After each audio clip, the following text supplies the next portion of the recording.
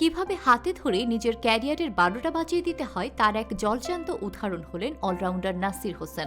বাংলাদেশ দলের একসময় নন্দিত এই অলরাউন্ডার নানামুখী বিতর্কের জন্ম দিয়েছেন বহুবার। সম্প্রতি নিজের বিতর্কিত কর্মকাণ্ডের জেরে সব ধরনের ক্রিকেট থেকে ২ বছরের জন্য নিষিদ্ধ হয়েছেন নাসির।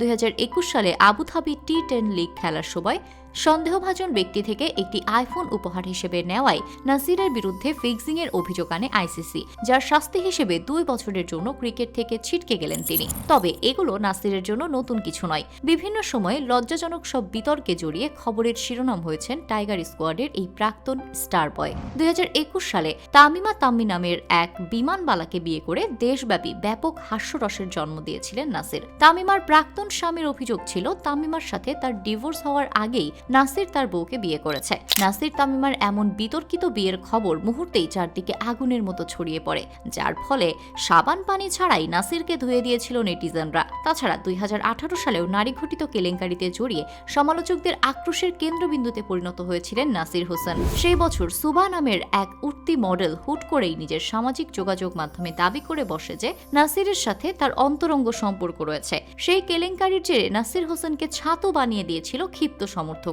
তবে একটা সময় নাসির হোসেন ছিলেন দেশের সেরা অলরাউন্ডারদের একজন। নাসির ছাড়া টাইগার স্কোয়াড ছিল অপূর্ণ।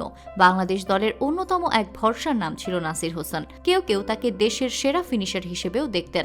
ব্যাটিংয়ে নেমে একের পর এক উইকেট হারিয়ে টাইগার ব্যাটিং লাইন আপ যখন ভেঙে পড়ত, তখন নাসিরই শক্ত হাতে দলের হাল ধরতেন। কখনো নিজের ব্যাটিং মুনশিয়ানায় ইনিংস বড় করতেন, আবার কখনো ক্রিজের অপর প্রান্তে নির্ভীক দাঁড়িয়ে থেকেই দলের জয়ে ভূমিকা রাখতেন। ওয়ানডে ক্রিকেটে লাল সবুজ জার্সি পরে ৬৫ ম্যাচ খেলে ১২৮১ রান করেছেন এই অলরাউন্ডার। ৬টি হাফ সেঞ্চুরির পাশাপাশি সেঞ্চুরি হাঁকিয়েছেন একবার। সাদা পোশাকে ১৯ ম্যাচে ব্যাটিং করে নিজের নামের পাশে যুক্ত করেছেন ১০৪৪ রান, হাঁকিয়েছেন একটি শতক ও ৬টি অর্ধশতক। টি-20তে বাংলাদেশের হয়ে ৩১টি ম্যাচ খেললেও কোনো শতকের দেখা পাননি। টি-20তে ২টি অর্ধশতকই হল নাসিরের অন্যতম প্রাপ্তি। তবে নিজের ফিনিশিং ভেলকের কারণেই দেশের ক্রিকেটের আনাচে কানাচে সুনাম ছড়িয়ে পড়েছিল তার। সেই সময় নাসির হোসেনকে ছাড়া একটা ভালো ফিনিশিং এর আশা করাটাও ছিল অসম্ভব ব্যাপার। সেই সাথে বল হাতেও নাসির হোসেন ছিলেন টাইগার শিবিরের অন্যতম সেরা পার্ট টাইমার। বিপক্ষ দলের সেট ব্যাটারদের প্যাভিলিয়নে পাঠানোয় ওস্তাদ ছিলেন এই অলরাউন্ডার। যখনই